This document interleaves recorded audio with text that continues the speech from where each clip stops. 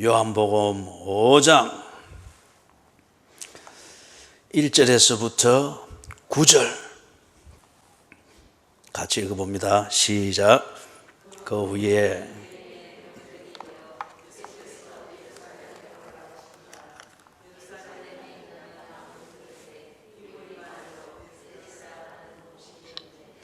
거기 행각 5이 있고 그 안에 많은 병자, 맹인, 다리 저는 사람, 혈기 마른 사람들이 누워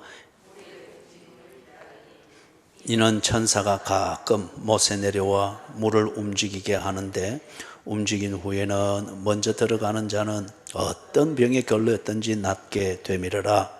거기 38해 된 병자가 있더라.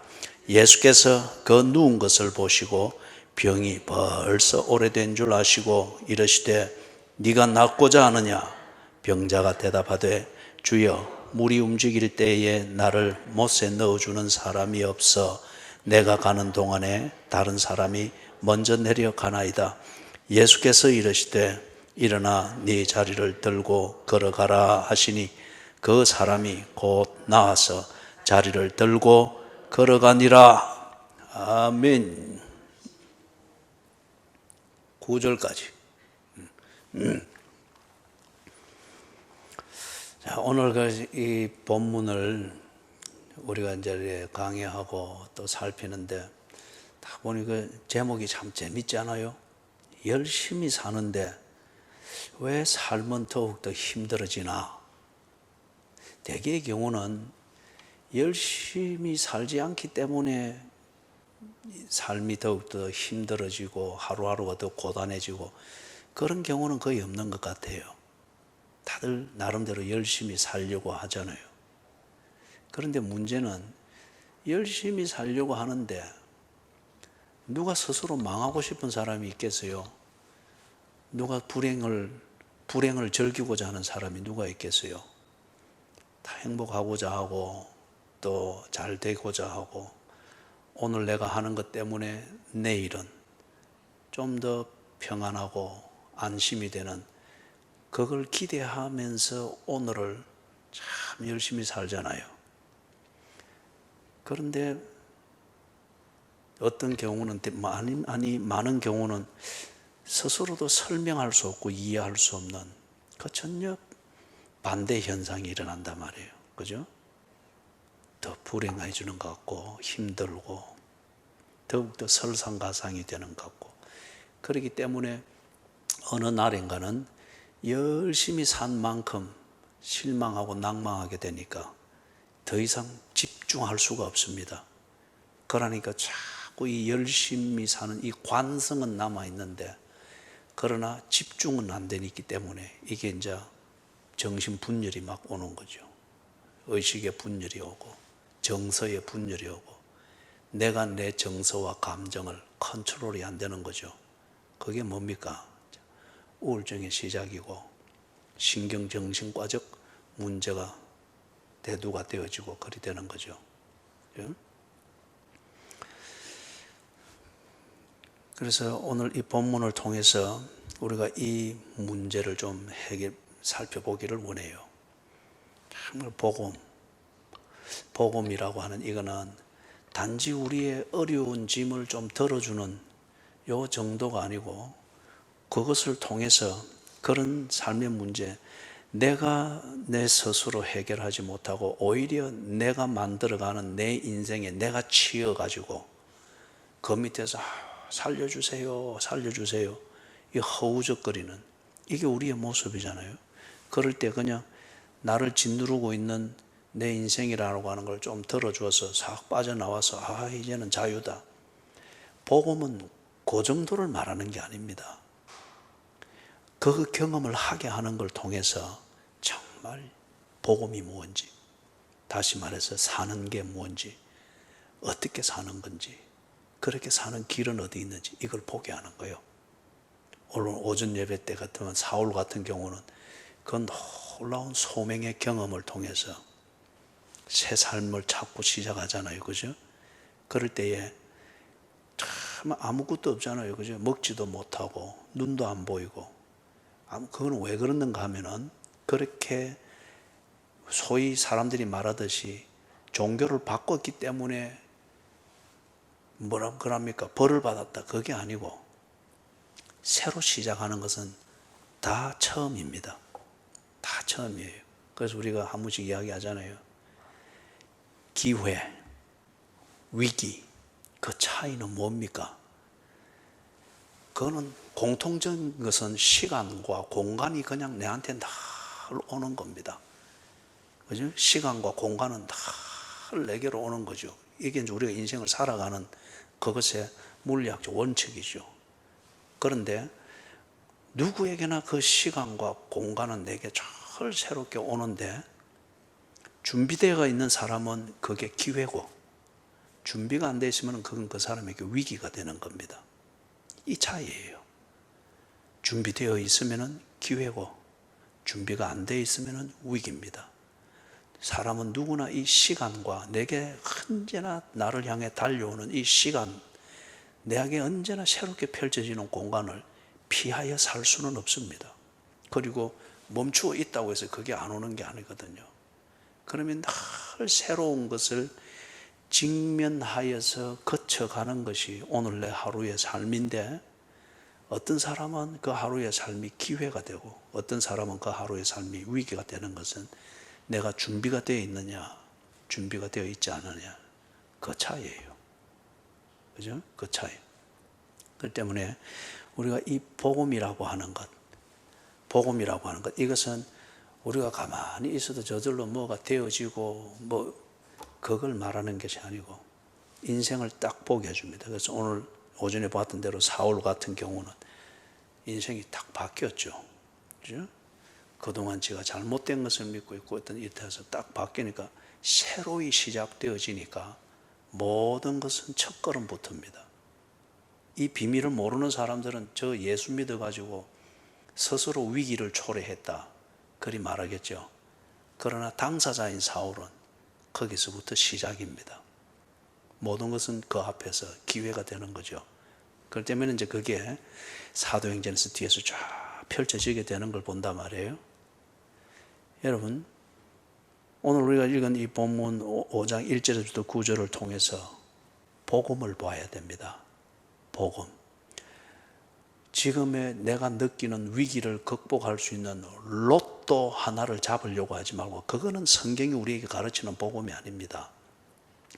때로 로또와 같이 여겨질 만한 그런 사건이 있을 수가 있어요. 그걸 통해서 복음을 보라는 겁니다. 그 삶이 어디서 오는가 보라는 거예요. 그래서 열심히 살았으면 정당한 대가를 받고 진솔하게 정직하게 교제를 했으면 그 결과물로서 참 마음을 적셔주는 사랑을 서로 누리고 교제함이 있어야 됩니다. 열심히 한 끝에 이게 꼭 사기당한 것처럼 전혀 다른 결과가 주어질 때 사람이 집중력을 잃어버리죠. 열심은 계속 달리는데 집중력을 잃어버리니까 이게 아마 혼돈이 되어지고 내 뼈 중에 뼈요 살 중에 살이라 하면서 시작한 그래서 그 감정으로 열심히 사랑하려고 했는데 뒤에 뭡니까? 살도 썩고 뼈도 부러진 것처럼 일이 돼버린 거죠. 그죠? 열심히 살은 만큼 반대의 결과가 있을 때에 사람이 지옥을 맛보는 거죠. 자, 문제가 뭔가를 오늘 보고 복음이 뭔가를 이 본문을 통해서 이제 좀 살펴봅니다. 거기 보니까 베데스다라는 게 나오죠, 그죠? 성경에서는 베데스다라 하는 못, 연못 그렇게 표현이 되어 있는데 이것은 자연 발생적으로 만들어진 소위 우리가 생각하는 그런 연못 그런 개념은 아니에요. 그런 개념은 아니고 이거는 인공적으로 만들어진 저수지와 같습니다. 저수지와 같은데 뭘 위해서인가 하면 빗물을 받아서 모으기 위한 거예요. 성전이 있는 예루살렘 성전이 서 있는 그 언덕을 보고 시온산이라고 그러죠, 그죠? 시온산. 이 시온산 정상에 딱 이 성전이 서 있단 말이에요. 그런 다음에 이 성전을 중심으로 해서 주거지가 있고, 그래서 그 주거지를 안전하게 지키기 위해서 성벽이 있습니다. 그래서 성벽이 있는 여기는 몇 개의 문이 있는데, 그래서 뭐 어디로 갈 때는 어느 문으로 나가고, 또는 어느 목적지로 갈 때는 어느 문으로 나가고, 그리고 그 중에서 탁 나가면 기드론 골짜기, 이거는 여러분이 인터넷 보면 나옵니다. 그래서 성경 지도 이렇게 인터넷에서 찾아가지고 시온산, 그 다음에 그 건너편에 있는 감람산, 감람산과 시온산 사이에 있는 요 골짜기, 기드론 골짜기, 거기서 그쪽으로 나가는 그 문이 있습니다. 그 문 쪽에 요즘 베데스다라는 이 못이 거기 있는 거예요. 그러면 이거는 거기에 주전 약 200년경에 이걸 인위적으로 그 자리를 팠습니다. 좀 움푹 파여져 있는 지형 조건은 되겠죠. 이걸 더 따듬고 파가지고 그렇게 해서 빗물을 모으는 겁니다. 여러분들이 통건통독, 그 다음에 크로스웨이를 하신 분은 요 빗물을 모은다 하는 이 말을 이해가 되겠죠. 예? 이스라엘 이 땅은 그 비가 오는 시즌이 얼마 안 돼요. 한 12월 중순, 이때 12월부터 해가지고 한 2월 이 사이에 집중해서 옵니다. 그 땅의 1년의 강수량이 약 한 130mm. 이거는 우리나라 같으면 장마철 되면 하루에도 오는 양이잖아요. 그죠? 이게 1년에 그 땅에, 이스라엘 땅에 내리는 총 강수량이 130mm 정도. 비로서 오는 강수량이. 그죠? 그러면 이게 또 12월에서 2월 사이에 집중해서 오니까, 거기다가 땅이 우리처럼 이런 진흙이 아니고 그게 해발 800에서 1000m를 이루는 그 지형이다 보니까, 마사토는 아니지만 이게 아주 빗물이 내려가지고 금방 스며들기가 어려운 땅이에요. 그러면 해발 800에서 1000m 이걸 이루고 있으니까 거기 성경에 보면 산지라고 표현이 되잖아요. 그죠? 이 산지를 내게 주소서. 그럼 울퉁불퉁하단 말이에요. 그럼 비가 오면은 땅도 단단한 데다가 산지처럼 이렇게 경사가 많고 하니까 쫙쫙 흘러내려 버리겠죠. 반면에 그 우기가 지나고 나면은 이 비를 얻기가 어려운 거예요. 그래서 이 사람들이 뭐라는가 하면은 언덕박이 군데군데에 구덩이를 파가지고 빗물을 모아둡니다. 빗물을. 그래서 낙농이든지 과수농사든지 이렇게 할 때에 물이 필요할 때, 또는 양을 먹일 때 모아둔 그 물을 쓰는 거예요. 그렇기 때문에 군데군데 이런 구덩이가 많이 파여 있겠죠. 그런데 성전이 서 있는 이 시온산이라고 하는 이거는 제일 정상이다 말이에요. 그러면 성전에서 행하는 의식에 쓸 물이 많겠죠. 그리고 그 성전 주변에 사는 거주민들이 또 사용할 그것도 있겠죠. 그래서 주전 200년경에 그쪽 부분에 팠습니다. 쭉 파가지고 길이는 한 100m, 폭은 한 20m, 깊이는 7m에서 8m. 상당히 크죠, 그죠? 그러면 이건 자연적으로 좀 부파여진 그런 지형이겠죠. 그렇게 이제 파가지고 빗물을 모았습니다. 모아서 그 뭐는가 하면 주로 이제 그 빗물을 모아가지고 항상 사용했던 것은, 성전이 바로 가까이 있으니까 옆에 이제 성전에 그 제물을 드리러 양을 끌고 간다든지 이렇게 하면은 정결하게 해야 되잖아요, 그죠? 그래서 거기서 씻었습니다.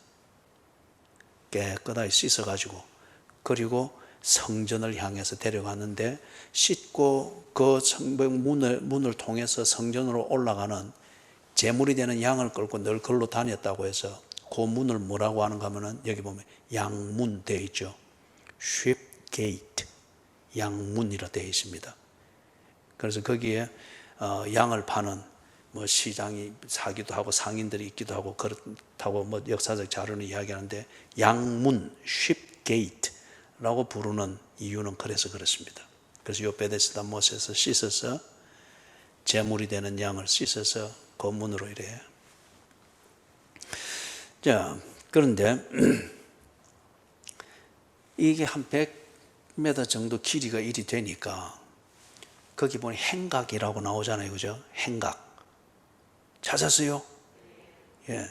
제가 행각이라고 나오죠. 이럴 때는 제 얼굴만 딱 보고 있으면 행각이 안 나와요. 그죠? 그때 성경을 또 탁 봐야 돼요. 그러면 행각이 어디에 어떤 문맥에서 나오는지 봤죠? 그죠? 예. 그리고 행각이라고 하는 거는 여러분이 또 인터넷에서 이래 해서 행각을 쳐가지고 한번 보세요. 어떤 건축 구조물인지. 이거는 로마식입니다. 해서 이제 예를 들면은 우리는 이 풀장 같은 데 가면은 풀장 옆에 그늘지게 하고 이러려고 파라솔 같은 거 세우고 막 이러잖아요. 그죠? 근데 이제 이 로마식 그 건축 양식에서는 이런 큰 목욕탕이 있고 또는 풀이 있으면 옆에 행각이라 말하는 지붕이 있고 기둥이 있는 이걸 쫙 지어 놓는 거예요. 그러면 거기서 싹 걷기도 하고, 그죠? 그 다음에 언제나 열려있으니까 시원한 공기이기도 하고. 이 지중해 연안에서 이런 건축물이 아주 그거 한 것은 그 공기가 워낙 그늘에 있으면 시원하니까 또는 햇빛은 좋고 이러니까 그런 건축물이 되는 거죠. 그게 행각입니다. 요걸 사방으로 딱 짓고 그러면은 주전 3세기경에 이것이 딱 지어졌고 주로 양을 싣는 용도로 썼는데 뒤에 이제 행각이 지어지고 이런 거 보면은 사람들이 썼다는 거잖아요. 그러면 이 용도가 좀 더 사람이 쓰기에 편리하게 바꿔졌다는 겁니다. 이걸 누가 했는가 하면 헤롯 대왕 때 했어요. 헤롯. 이 헤롯 대왕이 참 이 정치를 잘했어요. 여론 정치. 그래서 다 사람이 뭘 좋아하는가 요걸 눈치를 다 채워가지고 이 헤롯은 어느 민족 출신입니까? 에돔. 오늘 이 대답 안 나왔으면 오늘 진짜 또 30분 연장할 뻔했지. 에돔 족속이거든요. 그래서 이 에돔 족속은 이스라엘하고 철천지 원수입니다. 그죠? 이거 보고 우리 숙적이라 하죠. 그래서 에돔은 에서의 후예들이고 요 에돔이라고 하는 이 말이 뒤에 예수님 당시 이때 근접해 와서는 말이 조금 변형을 일으켜 가지고 이두메라고 했어요. 이두메 사람. 그렇기 때문에 헤롯이 이두메 사람이거든. 그러면은 민족적으로 토착 왜구 이러면서 이 헤롯의 정치가 도무지 안 먹혀 들어가겠죠. 그죠? 그리고 이걸 이제 유대인들의 환심을 사기 위해서 유대인들이 좋아하는 것을 많이 해줬습니다. 그 중에 하나가 유대인들이 가장 중요하게 여기는 것, 그게 뭡니까? 유대인들이 가장 중요하게 여기는 것. 1번 김밥, 2번 계란으로 마른 김밥, 3번 성전. 내가 또 정답을 맨 끝에 놨죠. 그죠? 예. 성전을 아주 그거 하니까 헤롯이 그때 좀 흐름해 있는 성전을 다시 따듬고 다시 지었습니다. 그걸 보고 헤롯 성전이라 그래요. 헤롯이 주도해서 지었다 그렇게 했는데 그걸 완전히 완공하는 데까지 70년 걸렸어요. 70년 걸려서 완전히 완공된 이걸 7년 쓰고 그 다음 돌 위에 돌 하나도 안 남기고 다 무너졌습니다. 예수님이 그걸 예언했죠. 그죠? 돌 위에 돌. 그래 이 성전을 헤롯이 지어준 거예요. 헤롯이. 그렇게 이제 짓는데 물론 헤롯이 70년이 걸리도록 완전히 완공은 못 봤죠. 그와 같이 헤롯이 유대인들의 환심을 사는 것을 더러 해줬습니다. 그래서 그 중에서 이제 여기 베데스다 못이라 일컬어지는 이걸 사람이 쓸 수 있도록 다 따듬었습니다. 그래서 거기에 행각을 짓고 행각이 있으면 사람이 쉴 수도 있고 행할 수도 있고 거기서 물을 쉽게 쓸 수도 있고 그렇겠죠. 그죠? 행각을 짓고 사람이 그것을 쓸 수 있도록 한 거예요. 왜냐하면은 지중해 전체의 문화에서도 그렇지만 특별히 로마의 문화, 당시 지중해 연안을 다 총지배하고 있던 로마의 문화에서는 목욕 이걸 굉장히 중요하게 여겼어요. 그리고 그대로 가면 이게 더 나타나고 이때도 그렇지만은 물 이거는 건강을 관리하고 병을 치료하는데 고대 세계에서는 이게 가장 기본적인 약처럼 여겨졌어요. 딱 갔다 명의랍시고 다 갔습니다. 진맥을 다 해보고 처방을 다 해주는데 좋은 물을 마시십시오. 그리고 하루에 한 번씩 목욕을 하십시오. 이런 명의인 거라. 명의. 그죠? 그러니까 이 로마 사람들이 목욕을 아주 잘하고 이 황제들이 백성의 환심을 살려고 이러면은 큰 대중 목욕탕을 지어주고 했습니다. 그래서 로마 지금 가면은 이 유적지 중에 황제가 지은 그 목욕탕 이런 게 큰 유적지들이 거기 아주 중심지에들 있어요. 그죠? 그러니까 이 헤롯 대왕이 로마 황제의 꼬봉이었지 않습니까? 그죠? 그러니까 로마의 문물을 많이 그대로 들어온 거죠. 그리 하면서 백성들의 이 환심을 사고하기 위해서 베데스다 못에 이걸 딱 지어준 거예요. 그래서 거기 보니 행각 5이 있다 그러죠. 그죠? 그래서 이 못이라 말하는 이 딱 그 풀이 있으면은 행각을 지으면은 사방에 지면 4개가 있어야 되잖아요. 그죠? 근데 5이라는 거예요. 이게 왜 그럴까요? 5이라고 합니다. 우리 건축 전문가이신 김성일 집사님, 이게 왜 그럴까요? 김성일 집사님이 하던 이 박이는 기가 푹 죽어가지고, 그죠? 분명히 아는데 대답을 못 하세요. 그죠? 왜 기가 죽었는지는 저는 알아요. 그죠? 이게 이제 왜 5인가 하면은, 여러분 보세요. 107m니까 이게 상당히 길잖아요. 그죠? 중간을 잘랐습니다. 중간에 통행로를 만든 거예요. 그게 행각입니다. 행각. 자, 그러면은 이게 이제 107m, 길이가 107m가 되는 이 못이 딱 있는데 중간에 행각을 만들어서, 다시 말해서 통행로를 만들고, 이 지붕이 덮여 있는 통행로를 만들어서 두 개 딱 갈라져가 있단 말이에요. 자, 그런 것 같으면은 그냥 위에 다리만 만들었겠느냐? 이게 아니고 그렇게 딱 하는 걸 통해서 위의 못과 아래 못으로 갈라지는 거예요. 그러면 한 번씩 밑에 물을 또 정화시키고 충족시키기 위해서, 이거는 역사 자료가, 이게 모든 사람이 동의하는 역사 자료는 아니에요. 그러나 상당히 신빙성 있는 자료이기 때문에 소개를 합니다. 수문을 한 번씩 열어가지고 행각 아래 물을 윗못과 아랫못을 통제하는 수문이 있었답니다. 그래서 이것을 딱 열면은 위에 물이 아래로 쫙 내려오겠죠. 그죠? 그러면 아래에서 볼 때는 거기서 수문 쪽에서 나오는 물이 푹푹푹 끓는 거잖아요. 그죠? 그리고 그걸 두고 여기서 물이 동하거든, 또는 물이 동하는 것을 보거든, 그리 말하는 수도 있고, 일단 구조는 그리 되어 있습니다. 그 다음에 여기 물이 동한다 하는 이걸 두고서 어떤 역사학자들은 이걸 두고 간헐천이었다. 간간이 밑에서 물이 솟아나는, 그래서 거기에 물이 움직이고 동하는 것으로서 그랬다. 간헐천이었다. 그렇게 말합니다. 근데 여러분들이 이제 그 예루살렘을 갈 기회가 가면은 요 베데스다 유적지는 고고학자들이 발굴해서 그대로, 생자 그대로 그렇게 딱 두고 있습니다. 가서 그거는 여러분들이 확인하시면 돼요. 그러나 그렇기 때문에 요 구조를 생각을 하면은 거기에 못이 있는데 사람들이 왜 찾아가는가? 이 빗물을 모아두고 그 다음에 거기 그 땅에서 뭐 또 서로 화학작용이 있어서 어떤 미네랄이 많든지 어떠든지 이렇게 되니까 아마 치료하는데 뭐 도움이 되었던 모양입니다. 이제 이리 되니까 사람들이 모이죠. 특히 병을 치료하고자 하는 사람들, 그리고 하루 종일 달리 할 일도 없고 그럴 사람들, 그러나 병원 고치고 싶거나 기적을 기대하는 사람들이 모이는 거죠. 그리고 이걸 헤롯이 또 이렇게 보면서 그걸 딱 정리를 해서 사람들이 거기서 보다 더 양질의 그러한 시간을 가질 수 있도록 만들어서 선심을 쓴 거예요. 그래서 물 자체에 치료하는 어떤 그러한 뭐 효과가 있었는지는 모르겠습니다. 우리도 어디에 물이 좋다 그러면 또 그쪽으로 온천 몰려다니고 막 그리 하잖아요. 그죠? 물에.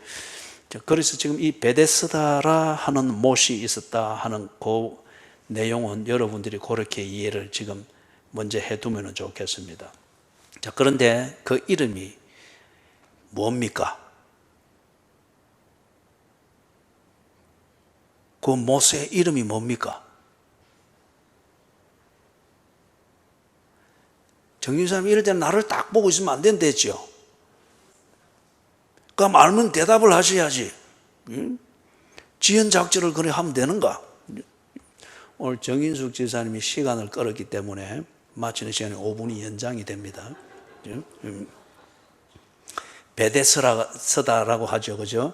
그래서 그 베데스다의 이런 뜻이 뭔가 하면은 그거는 The House of Mercy, 자비의 집이라는 거예요. 자비의 집.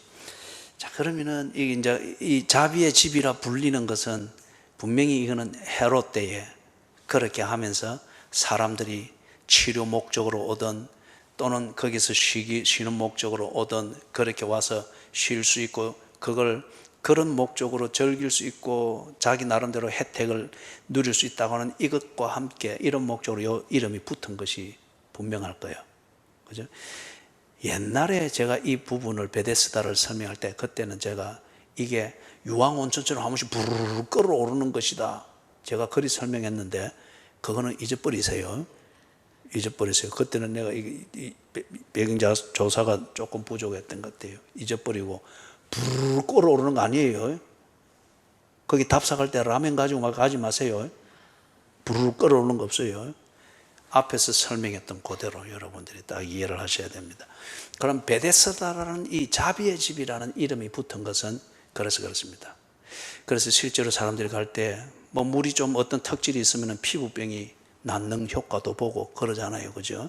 자, 그러니까 이 이름을 딱 붙였습니다. 자, 여기서 우리가 이 본문에 대해서 오늘 우리가 좀 생각해 보아야 될 것. 왜 예수님이 여기 찾아가셔가지고 어떤 의미에서는 베데스다, 자비의 집이라는 이것을 기대하고 모여서 나름대로 즐기고 있는 그 사람들의 희망을 꺾고 그 사람들에게 불편을 주는 것 같은 이런 행동을 왜 예수님이 하셨나? 이걸 지금 우리가 이제 좀 살펴보기로 원해요. 그래서 복음, 이 본질을 좀 살펴보기로 합니다. 자, 먼저 자비의 집이라고 하는데 그 자비의 집에서 베풀고 있는 자비, 이 내용이 뭔가 이걸 좀 보아야 됩니다. 그죠? 자비라는 말은 좋은데 내용이 시원찮으면 그거는 사기가 되죠. 그죠? 자, 먼저 보니까 그곳에서 베푸는 자비, 베데스다에서 사람들이 기대하거나 누릴 수 있는 자비가 뭔가? 첫 번째는 거기서는 근거 없는 희망을 가지게 합니다. 희망은 대단히 중요하죠. 희망은 한 인생을 숨쉬게 만드는 산소와 같습니다. 희망은 대단히 중요합니다. 그렇기 때문에 이 산소가 일산화탄소, 연탄가스와 같은 이것으로 탁 변질이 되어버리면 죽습니다. 그죠? 자, 거기는 그런데 딱 보니까 사람들이 거기에 가면은 뭐가 될 것이라는 기대를 가지고 가서 그렇게 하는데 그런데 보니까 근거 없는 희망을 가지고 그래 하고 있습니다. 그걸 어디에서 그걸 확인할 수 있습니까?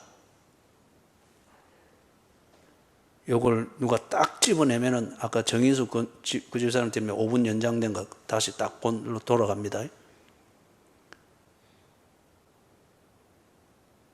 5분 사님 와 내만 딱 보고 있는 거 이걸 성경 보고 찾아야지. 7절 거기 뭐라고 돼 있는데?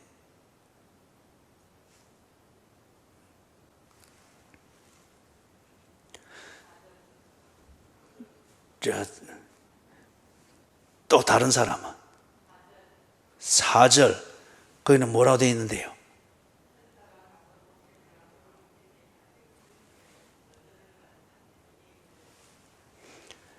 예, 지금 홍은 사람이 집에 빨리 가서 이삿짐을 정리해야 되기 때문에 막 어찌든지 막 한 개로 찾아내서 단조를 해야 되니까 예, 그렇기 때문에 그걸 받아들이겠습니다. 예? 받아들이는데 그런데 3절 마지막에 보면은 더 실감 나는 게 있죠. 물의 움직임을 기다리더라. 그게 희망입니다. 왜 움직임을 기다리노? 그래 하니까 4절처럼 이걸 이렇게 믿고 있으니까 물의 움직임을 기다리더라.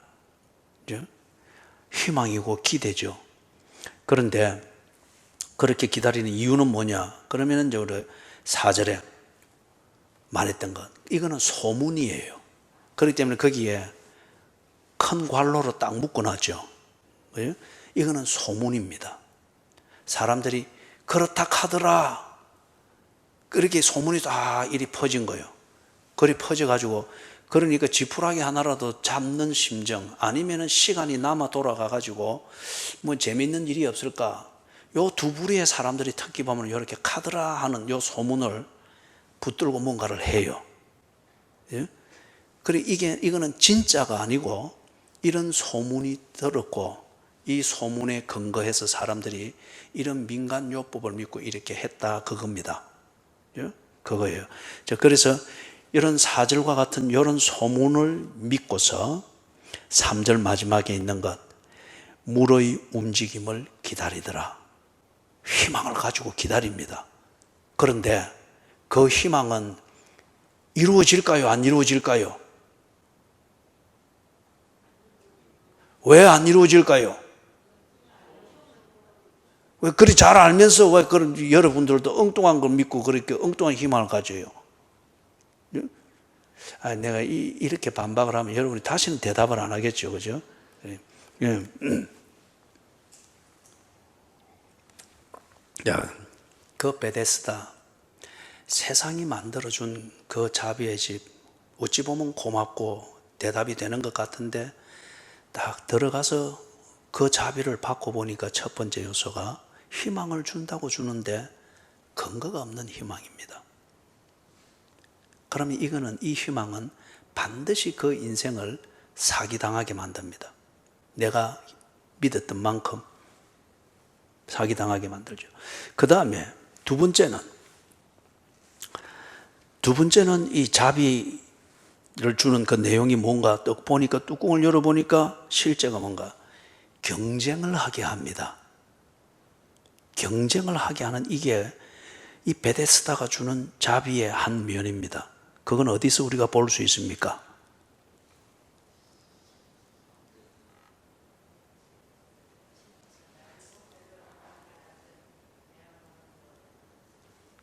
그죠? 먼저 들어가는 자는 낫는다. 4절에 그렇게 나와 있잖아요. 그죠? 예. 그럼 이건 다른 말로 말하면은 이기는 자만이 차지하게 되는 성자 독식 구조입니다. 그러면은 성자는 한 명만 딱 나오잖아요. 승리하는 사람은, 그죠? 그러면 그 외에 다른 모든 사람은 패배자가 되는 거예요. 예를 들어서 여기 100명이 있다 치십시다. 100명이 이걸 낳기 위해서 먼저 들어가기 위해서 한다. 피 터지게 경쟁해야 되겠죠. 그래서 그 중에 누군가 한 명은 먼저 들어갈 거예요. 경쟁을 했으니까. 나머지 99명은 그 경쟁에서 진 패배자가 되는 겁니다. 이거는 자비가 아니라 이거는 참 잔인한 거죠. 베데스다, 세상이 주는 자비인가 싶어서 보니 참 경쟁을 해야 된다. 결국 그 구조일 것 같으면은 한 번은 승리를 할지 모르겠지만은 결국에는 다 패자가 되는 거죠. 노름의 원리처럼. 노름에서 따는 자가 있어요. 따는 것 같으나 결국에는 다 잃는 거죠. 모두가 다 잃는 거죠. 그죠? 자, 그 다음에 베데스다, 세상이 주는 이 자비, 세 번째 요소를 이렇게 보니까 거기서는 이 자비는 누군가 도와주는 자가 있어야 경쟁이라도 할 수 있는 그런 자비입니다. 도와주는 자가 있어야, 그죠? 경쟁이라도 할 수 있는. 그건 어디에서 그렇게 볼 수 있죠? 어디에서?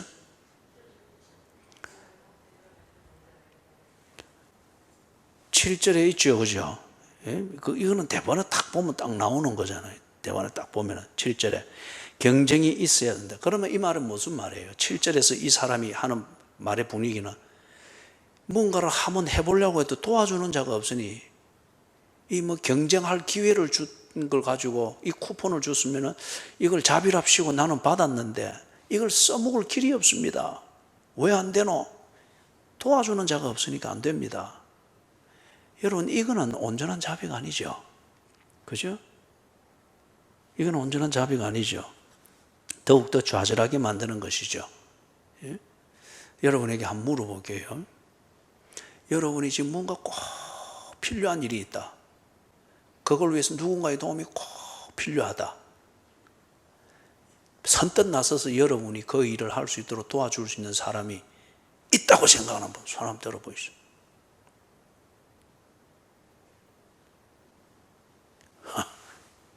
그죠?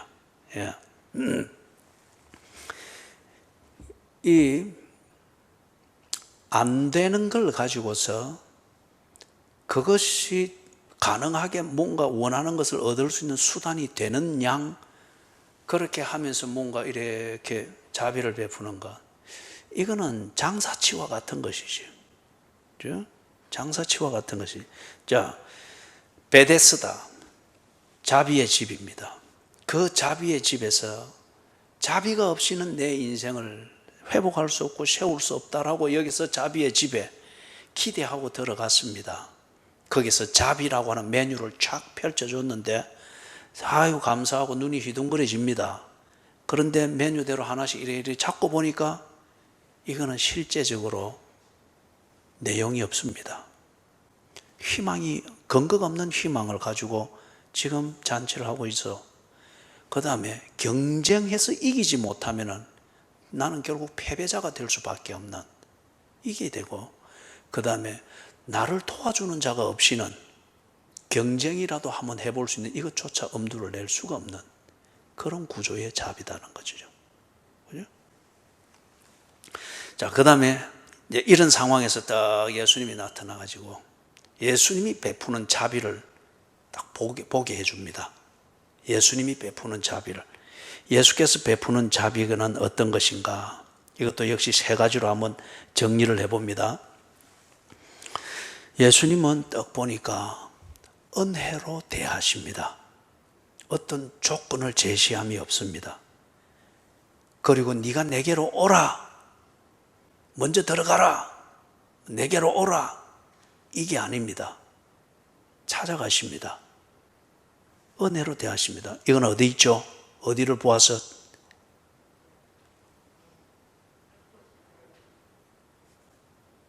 예?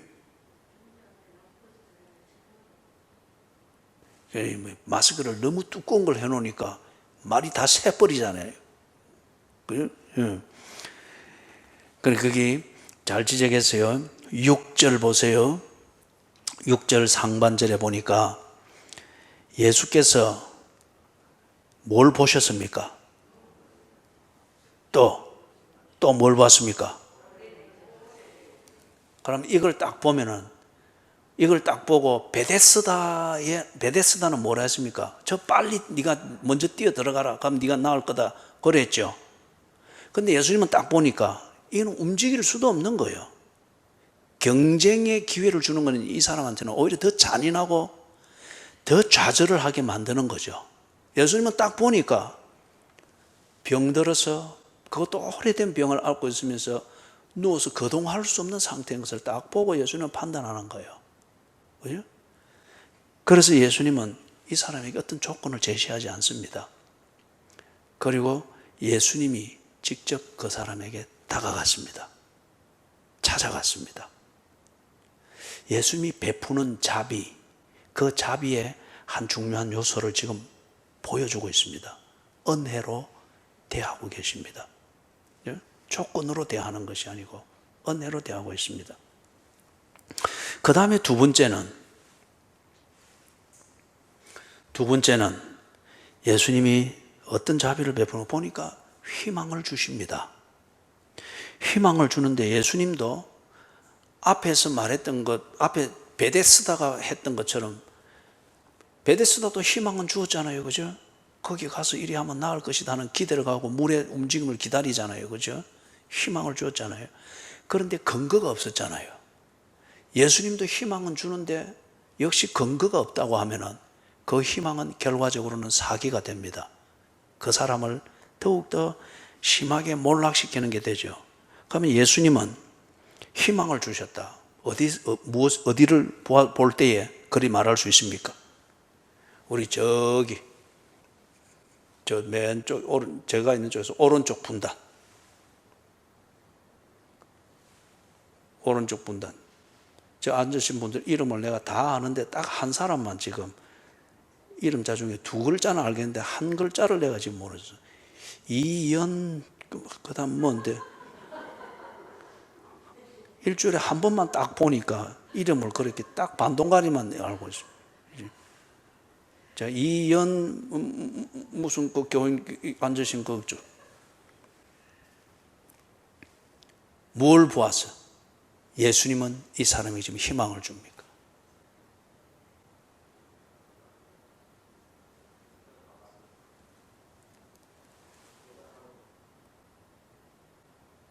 탈락.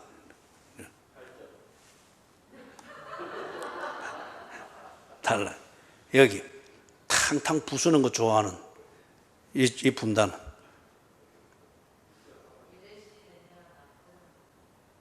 예, 그렇죠. 아, 김집사님, 아유, 예, 그죠? 거기 6절 하반절 딱 이렇게 말씀하셨어요. 예, 예, 예. 김집사님 드디어 이제 이렇게 딱이 몸가 자기 다움을 이렇게 회복하고 그 집안에서 구박을 받고 해도 딱 나와가지고, 그죠? 예. 네가 낫고자 하느냐? 희망을 불어넣는 거잖아요. 그죠? 이게 근거가 있느냐 없느냐 이거는 일단 우리 제쳐놓고 네가 낫고자 하느냐, 네가 네 인생 한번 바로 살아보고자 하느냐, 네가 정말 네 자신을 감추고서 자꾸 괜찮은 척, 그러나 그 다 감추지 못해서 삐직 삐지고 나오는 네 슬픔과 원한과 자괴감과 있던 이것을 더 이상 감춤이 없이 싹 고름 짜듯이 짜내고 새롭게 해보고자 하느냐? 희망의 시작 아닙니까? 네가 낫고자 하느냐? 예수님이 이 38해 병을 앓고 있는 이 사람에게 예수님이 던질 수 있는 희망적 질문 바로 이거잖아요. 그죠? 38해 동안 병들어 있는 이것 때문에 이 사람은 지금 아무것도 못하는 거잖아요. 그죠? 그러면 예수님이 정확한 질문을 던진 거예요. 여러분에게 예수님이 하는 이 질문을 여러분에게 맞추어서 한번 바꾸어 보라고요. 병든 자에게는 예수님의 이 말이 희망일 거고, 집안에 문제가 있는 자에게는 크게 맞춰서 분명히 예수님이 그렇게 희망을 생각할 수 있는 질문을 던져주실 거고, 아니면은 자기 자신의 문제로 인해서 누구에게도 들키고 싶지 않도록 그 긴장이 얼마나 하겠어요. 괜찮은 척 하면서 살려고 하는 게. 거기에 대해서 예수님이 희망의 시작이 되는 질문을 분명히 던질 거예요. 그죠? 네가 낫고자 하느냐? 자, 그러면은 이 질문이 중요해요. 이제 요 분단에서 해야죠. 그죠? 요 분단에서 오늘 계란으로 말아가지고 김을 속인 요 분단. 예수님이 주시는 이 희망은 근거가 있습니까? 그 근거는 어디에 있습니까? 8절.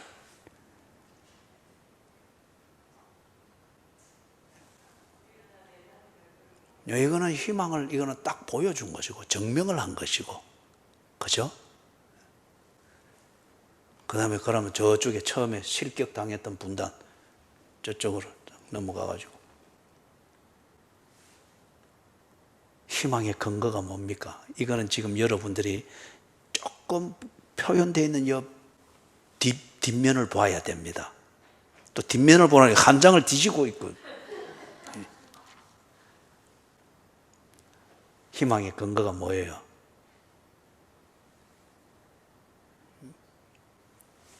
생각하는 동안에 내가 우스운 이야기 한 개 해줄게요. 내가 지난주에 신방을 갔거든요. 저기 주집사님 집에 신방을 이렇게 갔는데, 들어가자마자 목사님 화장실 안 씁니까? 그러면서 딱 화장실 보니 문도 조금 열어놓은 거라. 그래, 예, 좀 써야죠. 딱 들어가면 화장실이 반짝반짝하는 거 말 그대로 막. 칫솔도 2개 딱 치약 중심으로 씌워놨는데 각을 제가 딱 씌워놓고 반짝반짝. 기분 좋더라고요. 그죠? 나 혼자 또 신방 다 마치고 나오려고 하는데 또 주위에서 무슨 화장실 안 씁니까? 내가 이거 왜 들어오자마자 화장실 쓰라고, 또 가기 전에 또 화장실 쓰라고, 왜 이러나? 나를 독거노인으로 보나? 근데 가만히 보니까 나중에 딱 하는 말이, 던지는 말이, 오늘 목사님 온다고 그 윤 집사가 이제 와이프잖아요. 윤 집사가 화장실 깨끗하게 청소해 놨습니다. 내가 이제 알은 거라. 화장실 깨끗하게 청소해 놓은 거, 이거 좀 알아봐 달라는 거지. 그래서 내가 이렇게 광고를 해드리는 거예요. 화장실 청소를 잘해요. 박수. 예. 주위 사람 됐지요? 예. 자, 아까 질문에 대답을 해보십시오. 예수님이 네가 낫고자 하느냐 희망을 주었습니다. 이 희망을 믿을 수 있는 근거가 뭡니까? 예수님이 나름대로 이 희망의 근거로 제시하는 게 뭡니까?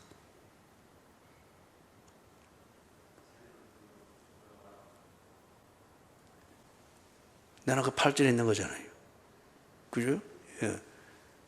실격. 그 다음 여기 탕탕 분다는. 이 또 전염이 됐구만. 그죠? 그 다음에 이쪽은 7절. 예. 그래, 요거는 여러분한테 조금 어려울 수 있어요. 이제 이걸 딱 보아야 되는 거라. 지금 이 말을 하시는 예수님 자신, 네가 낫고자 하느냐? 지금 예수님 자신입니다.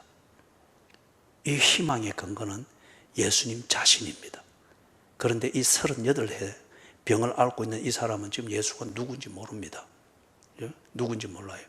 예수님이 네가 이러면 병 낫는다, 내 말을 믿어봐라, 뭐 이런 말 한 일절 없습니다. 지금 예수님이 자기 자신을 걸고 그를 찾아내고 그를 찾아갔고 이 희망의 말을, 질문을 던지고 있는 예수님 자신입니다. 그렇기 때문에 이 38해 병을 앓고 있는 이 사람이 이 짧은 대화와 예수님이 다가와, 분명히 예수님은 이래 서가지고 저하고 여러분들이 이 간격을 두고 있듯이 이래가지고 네가 낫고자 하느냐 이렇게 한 게 아니지.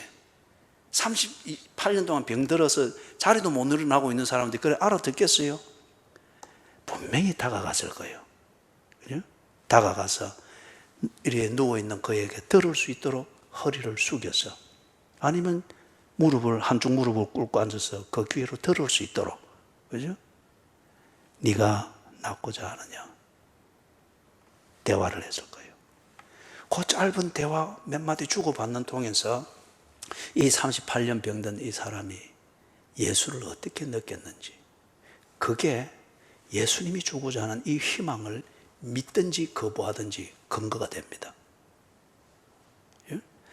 그 몇 마디의 대화, 그리고 내 귀가 있는 데까지 당신을 낮추어서, 그리고 누워 병들어 있는 내가, 제대로 알아들을 수도 없는 내가 알아들을 수 있도록 다가와서 말씀해 주는 이 모든 것을 듣고 느끼면서 이 사람이 예수에 대해서 신뢰가 가면은 네가 낫고자 하느냐 이 말을 믿을 것이고 그 희망을 가질 것이고, 이 예수가 안 믿어지면은 네가 낫고자 하느냐 이 희망을 가지지 아니할 것이고, 여기서는 이 질문을 던지고 있는 예수가 희망의 근거입니다. 예수를 믿으면 이 희망을 가질 것이고, 안 믿으면 못 가질 것이고. 종이 지금 잘하고 있지? 그지? 잘하고 있지? 자, 그래서 지금 예수님이 희망을 주시는데 그 희망의 근거는 뭐냐? 예수님 자신인데 이 38해 동안 병들어 있는 이 사람이 그것을 믿을 것인가 말 것인가, 그 예수를 지금 경험하고 있습니다. 예수께서 자기에게 찾아왔습니다. 그리고 38년 동안 그 한 자리에 누워 있으니 얼마나 냄새 나겠어요. 그러나 뭔가를 들려주기 위해서 자기 귓전에 대고 네가 낫고자 하느냐 대화를 해 주십니다. 예수를 경험하고 있습니다. 그 짧은 경험이지는 모르나 어쩌면 이 사람한테는 네가 낫고자 하느냐 이 말에 대해서 판단을 할 수 있는 충분한 근거는 될 거예요. 이 사람 말 안 믿어볼 수 있겠네. 누구도 내게 이렇게 다가오는 사람이 없었는데 누구도 내게 정상으로 회복할 수 있다는 이 가능성을 가지고서 나를 이래 대해준 적이 없는데 이 사람은 다르네. 그를 믿는 것 같으면 그가 하는 말을 믿을 겁니다. 기대해 볼 거예요. 그 다음에 예수님이 베푸는 이 자비, 그 세 번째 요소는 보니까 드디어 이제 여러분들이 계속 울고 묵던 그 구절을 나옵니다. 문제를 해결해 주십니다. 어디를 보아서 그리 말할 수 있죠? 아유, 씩씩해요. 그죠? 예. 예. 나 말고 이 답을 아는 사람이 있으면 나와보라 그래! 하는 막 그런 어투로, 그죠? 쫙 했습니다. 딱 문제를 해결해 주십니다. 근데 앞에 베데스다에서 주는 자비에는 문제를 느끼고 새기고 문제에 붙들리기만 했지 해결은 없었잖아요. 그죠? 더욱더 설상가상이 되는 그런 종류의 자비였잖아요. 그런데 예수님은 문제를 해결해 주었습니다. 그래서 7절에서 이 사람이 말하는 게 뭐였습니까? 내가 나를 도와주는 자가 있으면은 이 경쟁에 한번 뛰어들 만한데 도와주는 자 자체가 없습니다. 그래서 내가 이거 뭐 한번 해볼 엄두도 못 냅니다. 그거잖아요. 그죠? 그런데 예수님께서는 어떻게 합니까? 돕는 조력자가 아니라 해결자이십니다. 예수님께서는 이 사람에게 그가 무언가를 해볼 수 경쟁을 해서 지가 원하는 결과를 얻도록 옆에서 도와주는, 그죠? 그런 조력자 역할로서 찾아오신 것이 아니고 이 사람에게 필요한 것을 해주기 위해서 왔습니다. 해결자로 오셨습니다. 그래서 문제를 해결하십니다. 여러분, 이게 기독교의 복음입니다. 자, 조금 더 이제 다듬으면서 정리를 하십시다. 문제를 해결하는데 어떻게 해결했는가, 이걸 봐야 됩니다. 세 가지가 나오죠. 8절에 보니까 세 가지가 딱 예수님이 그렇게 말씀하시고 그 다음에 9절에서 이 사람이 그대로 했습니다. 세 가지. 첫 번째 뭡니까? 그 낱말의 순수로 첫 번째를 말하는 게 아니고 예수님이 문제를 해주는데 첫 번째, 일어나라! 그죠? 일어나라! 이 사람이 일어났습니다. 이게 지금 무슨 말일까요, 여러분? 그냥 한번 기적을, 이렇게 사건을 보면서 와 하는 이게 아니고 이 38해 병을 앓고 있는 이 사람한테는 이거는 결정적인 문제 해결입니다. 일어날 수가 없기 때문에 38년 동안 늘 그렇게 지내야 됐던 거잖아요. 오전에 표현 같으면은 기도에서 우리 표현했던 것, 이게 이 사람의 인간의 굴레입니다. 이 사람이 이렇게 밖에 살 수밖에 없는 이 굴레, 인간의 굴레 안에서 그렇게 지낼 수밖에 없는 근본적인 문제는 일어날 수 없었기 때문입니다.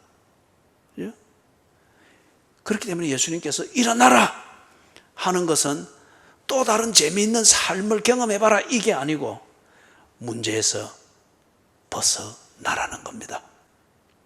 이 사람이 스스로 벗어나지 못하고 이 사람은 더 살면 살수록 자기의 인간의 굴레는 더욱더 두껍게 씌워지는 거죠.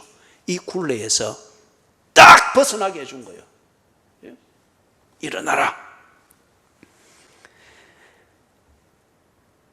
이 사람이 여기서 일어나지 못하고는 이 베데스다 안에서 거기서 지가 차지하고 있는 것은 늘 누워있는 그 어떤 내용인지는 모르지만 깔개가 하나 있겠죠. 그게 이 사람의 삶의 터전의 전부입니다. 그렇기 때문에 이 사람으로서는 일어나지 않고서는 새 삶, 새로운 자리, 이것은 결코 있을 수가 없습니다. 정말 예수님이 이 사람에게 새로운 삶, 새로운 삶의 터전, 이것을 정말 그 자기에게 다가오는 시간이 더 이상 위기가 아니고 기회가 되려고 예수님이 그렇게 자비를 베푼다고 하는 것 같으면은 이 사람을 일어나게 해줘야 됩니다. 그죠? 그 다음에 두 번째, 문제 해결해 주는 것 두 번째. 걸어가라! 걸어가라! 이건 뭘 의미를 할까요? 새로운 삶을 시작하는 것이죠. 여러분, 문제는 해결했습니다. 묵은 체증을 내렸습니다. 그러면은 식생활도 바뀌고 식탐도 조절하고 생활 습관도 좀 먹는 그것과 관련해서 생활 습관도 좀 바꾸고 해야 되겠죠. 그죠? 체증을 내려서 딱 컨디션을 정상으로 해줬으면은 이제는 제대로 식생활을 하고 생활 패턴을 딱 바꾸는 새 삶이 시작되어야 되겠죠. 그러지 아니하고 한번 싹 체증이 내려가서 시원하고 이제 뭐 좀 살만 나는데 똑같이 그런 식생활을 하고 생활 패턴을 그렇게 하는 것 같으면은 이거는 뭐예요? 아무 의미가 없습니다. 예수님이 이런 경우를 보고 그 나중 형편이 더 심하니라 그렇게 말했죠. 문제의 굴레에서 벗어났으면 이제는 새롭게 살아야 됩니다. 그래서 예수님이 이 사람 보고 걸어가라. 더 이상 이 자리에 있지 말고, 그리고 이 베데스다 안에서 이 베데스다가 주는 자비, 그 굴레에 씌워가지고 거기에 인생 걸고 그러면서 그 안에서 좀 더 뭐 경쟁력이 있고 뭐 그걸 기대하지 말고 일어났으니 이제는 새 삶으로 걸어가라. 그죠? 자, 사랑하는 여러분, 참 중요한 말씀입니다. 새로운 삶. 이게 주어지지 않는 것 같으면 문제 해결이라고 하는 이거는 과거를 정리했을 뿐이지 오늘 현재를 내일이 있도록 사는 현재를 나는 아직도 마련하지 못한 거예요. 이거는 굉장히 억울한 일입니다. 우리가 대개 보면은 과거를 보는 현재의 마음과 아픔을 가지고서 과거를 청산하는 그런 뉘우침과 후회와 어떤 각오, 그래서 과거를 단절한다, 바운다리 이론을 세워서 어떻게 한다. 그런데 그것만 중요한 게 아니잖아요. 그렇게 해야 되는 이유는 왜 그렇습니까? 내일이 있는 오늘을 살기 위해서 그런 거잖아요. 그럼 새로운 삶, 새로운 사고방식, 새로운 시도, 아파하는 과거를 다시 반복하지 않는 그런 식의 삶을 청산하고 새롭게 사는 것, 이 새 삶이 있어야 되잖아요. 예수님이 베푸는 자비에 이게 있습니다. 걸어가라. 새로운 삶을 살게 하는 게 있습니다. 그 다음에 세 번째, 예수님이 주는 자비, 문제 해결에 뭐가 있습니까? 예? 나아서 걸어가라. 또 이쪽 화장실 청소 전문 분단, 여기는 예수님이 해준 문제 해결, 여기에 어떤 세 번째 요소는 뭐가 있습니까? 여기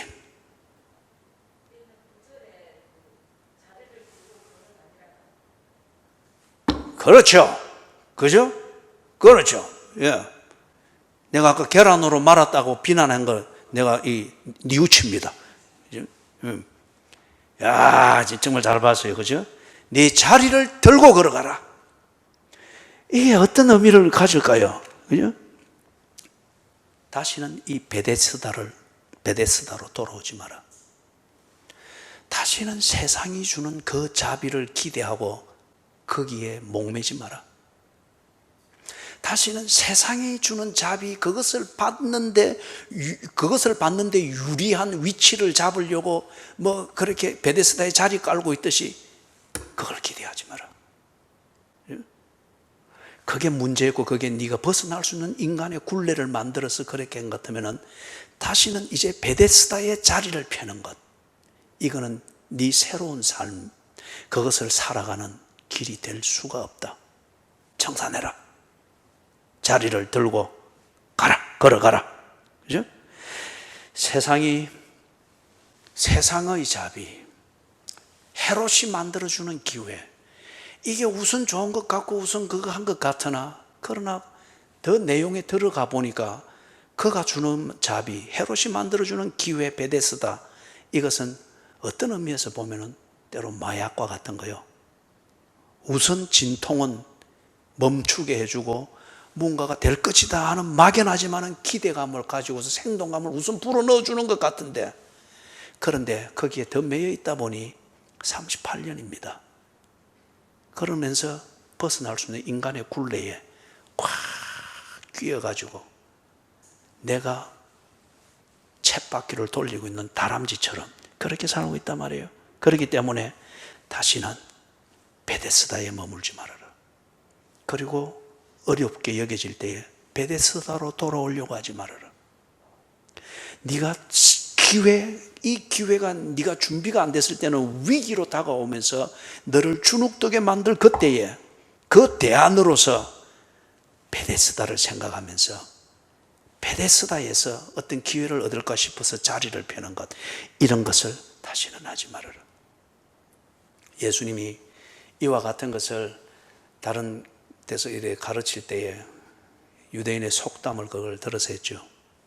개가 토한 것으로 돌아가고 돼지가 어디에 들어눕는다고요?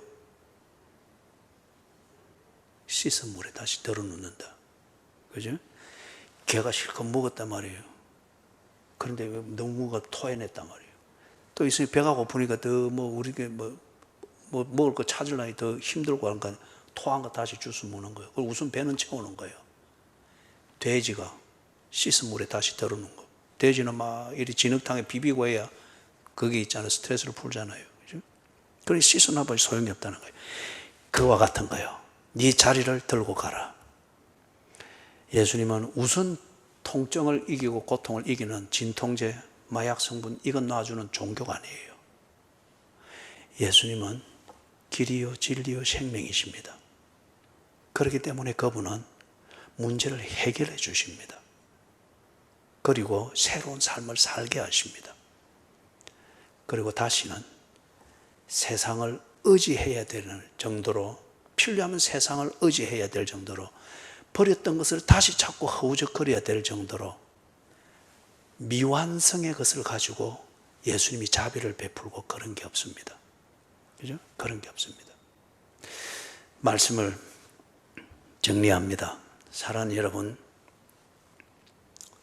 우리가 다 여기 있는 베데스다에서 무언가 얻을 수 있을까, 해결할까 싶어서 목매고 기다리는 이 사람과 별반 다를 바가 없다고 생각합니다.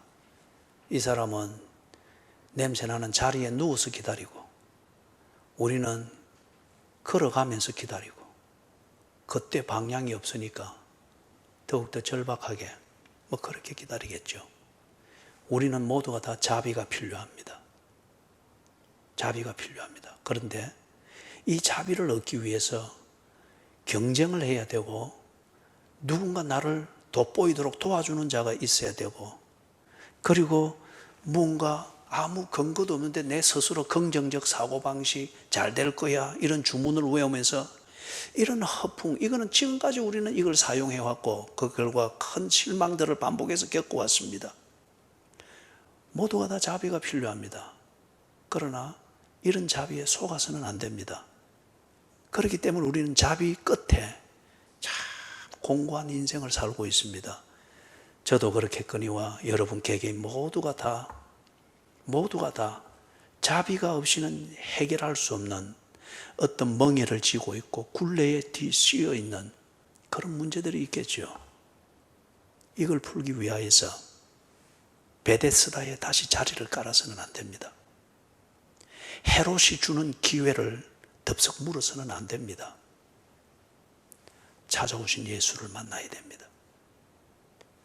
예수께서 수고하고 무거운 짐을 지고 쓰러져서 혼자 허우적거리고, 또는 어떤 경우는 괜찮은 척, 그래야 새로운 기회를 맞을 것 같다, 경쟁력이 있을 것 같다 싶어서 괜찮은 척 나를 가장, 이게 얼마나 힘드냐 말이에요. 이런 내게 엠마오로 가는 두 제자와 동행하듯이 예수님이 딱 곁에 붙으면서 네가 낫고자 하느냐, 네가 정말 새롭게 살아보고자 하느냐? 예수 믿는 것이 무엇인지 정말 알고 싶어 하느냐? 내가 들을 수 있도록 나의 수고와 무거운 짐을 지고 가는 이 과정에서도 내가 들을 수 있도록, 그리고 그 말씀하는 예수님을 내가 그 말에 대한 내 입장을 정리하는 이 판단을 하기에 충분할 정도로 말씀하는 예수를 경험할 수 있도록 그분이 나를 찾아주시는 거예요. 그분이 진정한 베데스다입니다. 진정한 자비. 그죠? 그리고 그분이 주는 그 희망, 그 질문을 경험한 예수, 그분을 믿고 그 희망을 받아들일 때에 그분이 베푸는 자비가 내 삶이 되더라는 거예요. 문제가 해결되면서 정말 하나님의 자녀로서 새로운 삶을 살고, 다시는 헤롯을 기대하거나 다시는 이전에 잠깐 즐겁게 해주었던 그 베데스다를 다시 기웃거리면서 더 편하게 살려고 하는 이러한 이중성이 다 없어지면서 오늘 오전에 보았던 사울처럼 첫 시작이 힘들지만은 그러나 이것이 인생이고 진정한 삶이다 하는 것을 알고 시작해서 못 먹고 안 보이는 이걸 기꺼이 견뎌내는 거예요. 베데스다를 기웃거리지 아니하고. 사랑하는 여러분, 고난주간을 통해서 예수님이 여러분에게 개인적으로 찾아오셨음을 볼 수 있기를 바랍니다. 그리고 그 예수님이 여러분에게 인격적으로 말씀하시고 여러분을 돕고자 하는 것을 구체적으로 경험하게 되시기를 바랍니다. 이걸 알아라고 형상으로서의 십자가를 언제나 볼 수 있도록 세워놨잖아요. 그죠? 예수님이 내 곁에 있다는 거예요. 그분을 붙잡지 못해서 내가 못 붙잡는 게 아니다는 거예요. 십자가의 형상이. 베데스다를 더 이상 베데스다에 속지 말고 진정한 복음, 길과 진리와 생명으로 오신 예수 그리스도, 그분을 만나십시오. 그리고 그분의 다가옴을 영접하십시오. 그리고 그분이 주시는 그 말씀대로 일어나 걸으십시오. 그때 베데스다의 미련을 버리십시오. 자리를 들고 일어나 걸으십시오. 그래서 복음이신 예수께서 여러분에게 펼쳐놓으신 베데스다 밖에 있는 여러분의 그 진정한 삶, 그 기회, 여러분의 인생의 장, 거기서 예수께서 걷게 하신 그 걸음으로 여러분의 삶을 만들어가게 되시기를 주님의 이름으로 축원합니다. 아멘.